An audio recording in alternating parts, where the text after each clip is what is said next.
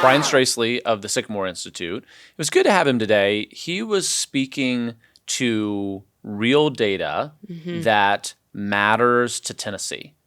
And that is not something that you can find when you just pull up the news. Sure. You're going to find data. Maybe you can believe it, maybe you can't. And it's definitely not related specifically to Tennessee. And I think the work that he's doing is getting noticed by legislatures and decision makers, and it's interesting to see that. I really appreciated him talking about the roots of what it means to be a Tennessean and how they really focus on flourishing and what that looks like, regardless of where you are socioeconomically, regardless of your race, regardless of what part of the state you're in.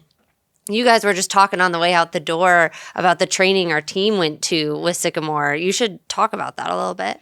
Yeah, the annual event that they did, they had a specialist about the migration trends of how our country was founded.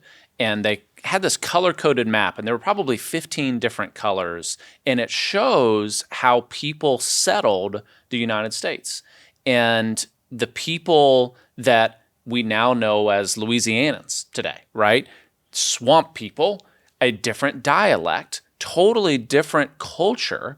Why? And he went and spent about 10 minutes on each of these different groups. The audience was most interested in the ones that swept across Tennessee, but even across Tennessee, there are 3 different types of Tennesseans. And it depends upon the immigration patterns of where they originated from, the dialects, and in some cases, the terrain of what skills they had to have. And so it kind of connected a light bulb to say, okay, yeah, I understand why that part of the state or that part of the country talks the way they do, values the things that they value, has political beliefs that they do. And in almost every case, they were traceable to where that group of people originated from a couple hundred years ago. I think the key word of all of this was not opine. It was context. So what you're talking about that our team went to versus what he's trying to do for housing, he's trying to provide context for things that we all perceive but we can't quite put our finger on. He's giving the backstory so that we can be more educated about things that are truly impacting our bottom line on our family budgets, our day-to-day lives today. And, you know, it's kind of thankless work, and I'm so grateful he's doing it. Yeah, if you present data alone, you're really not presenting what's necessary to get people's attention. You have to connect a story with the data. And I picked that up today. And their research has that same connection to tell a little bit of a narrative, not in a partisan way, but to help put some muscle around the basic data that if you're not told how to read through it, you might look at a chart and say, okay, there's nothing I can grab from that. But even how they do infographics is really worth seeing. Okay, I know that as I read it, but upon seeing it, it makes it like so much more clear of, okay, this is a problem that we need to know more about.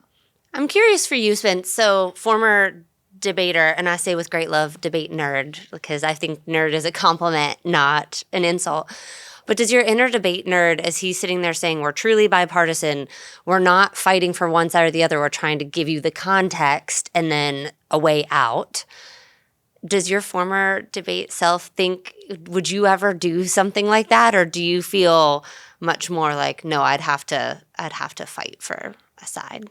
I think the biggest challenge in the answers that I heard from him on that is how do you know that you're winning? How do you know that you're making an impact? And he, I think, adjusted himself in the seat as he was trying to think through the real way to articulate and say, we wrestle with that because It's not as though they can point to a single bill and say, we got this done. And that would be tough for me, is that I believe and everything that I've known in the business world is that when you do these things, either you're measuring it in profitability or you're measuring it in impact or scale, but there's something that you're measuring and you are evaluated based upon that. And you either hit the mark or you didn't, but everyone knows it.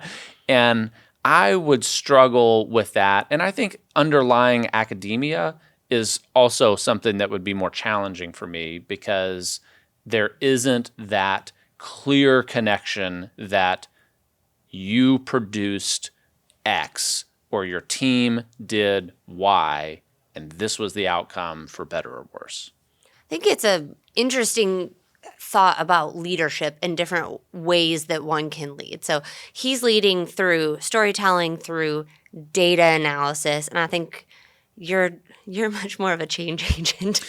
That's right. Yeah. And I think that's why there's different battle positions, Sure. right? Is that you don't need archers on the front lines. You need archers, you need artillery, you need rear guard, you need all sorts of things in order to have the whole thing work.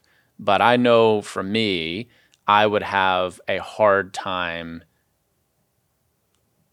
in understanding the narrative of the data to not get out there and champion it. So that way everybody understood what the right answer was, at least in the world according to Spencer Patton. Yeah.